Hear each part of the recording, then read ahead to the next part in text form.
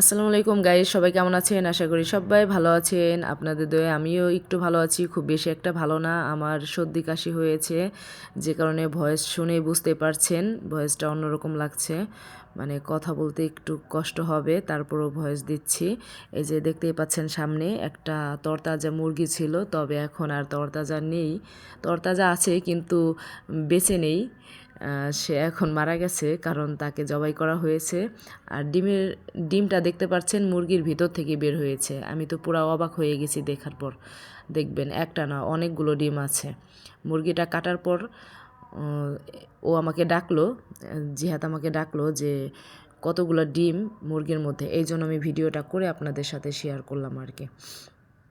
দেখতেই পাচ্ছেন কতগুলা, কি সুন্দর, ওয়াও, জাস্ট ওয়াও, এত সুন্দর ডিম। আর এই ডিমে তো খোসা হয়ে গেছে, অলরেডি বড় হয়ে গেছে, হয়তো আজকালের মধ্যেই ডিম পারতো। তবে ও বলতেছিল, আমি যখন ভিডিও করতেছিলাম তখন বলতেছিল মুরগিটা যদি জবাই না করতো, আমাকে আগে থেকে বলতো যে ডিম পারে, তাহলে আমি কয়েকদিন মুরগিটা পুষতাম। তারপরে হচ্ছে আমাকে ডিম দিত প্রতিদিন। ডিম দেওয়া শেষ হয়ে গেলে তখন জবাই করে খেয়ে ফেলতাম। এইগুলা গল্প করতেছিল আমার সাথে। যাই হোক, আমি আর কি মজার ছলে ভিডিও করছিলাম। দেখুন, ও টেনে ছিঁড়তেই পারছে না, কারণ এত ডিম হয়েছে। ডিমের জন্য প্রচুর পরিমাণ তেল হয়েছে, চর্বি ধরে গেছে। দেখুন এই তেলগুলা টেনে টেনে বের করছে কিভাবে, হাত দিয়ে।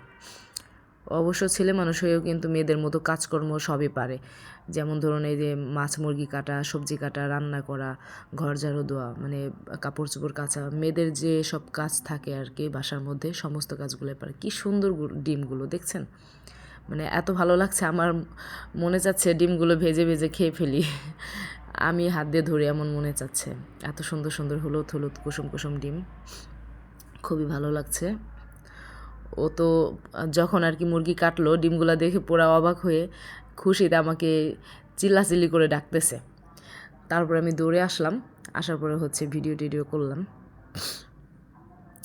এখন আপনাদের পুরাটা দেখাইতে পারবো না, ও পুরাপুরি আর কি মাংসটা পিস পিস করে কাটবে, পুরাটা দেখাইতে পারবো না। ওই দেখুন ডিমের কতগুলা ছড়া, মানে ডিমের এত ছড়া হয়েছে, না দেখলে বুঝতেই পারবেন না। এই ছোট ছোট ডিমগুলা কিন্তু মুরগিটা বেঁচে থাকলে অবশ্যই বড় হতো, প্রতিদিন মুরগিটা ডিম দিত, তবে অনেকগুলো ডিম দিত মুরগি।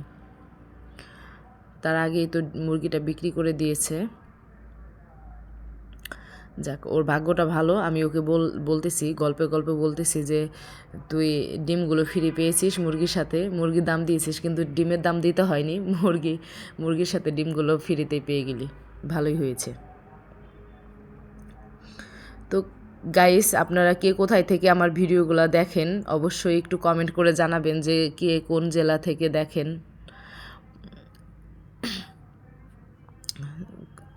আমাকে যারা সাপোর্ট করেন, আমাকে যারা ভালোবাসেন, অবশ্যই কমেন্ট করবেন, লাইক কমেন্ট শেয়ার করে আমার পাশেই থাকবেন।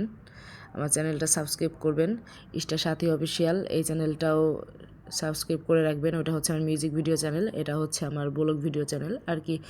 কখন কি করি উল্টাপাল্টা হাবিজাবি সব ভিডিও করে আর কি এই চ্যানেলেই দেই, এই জন্য হচ্ছে এই ব্লগ চ্যানেলটা।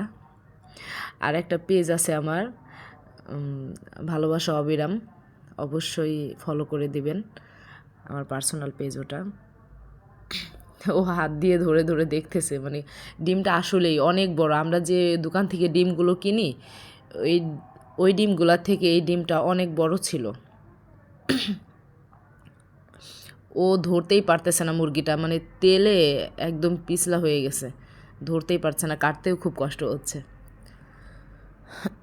তো গাইস, সবাই সুস্থ থাকবেন, ভালো থাকবেন, সবার জন্য এই শুভকামনা রইল। আমার অন্তরস্থল থেকে সবার জন্য ভালোবাসা রইল। সবাইকে অনেক অনেক মিস করি।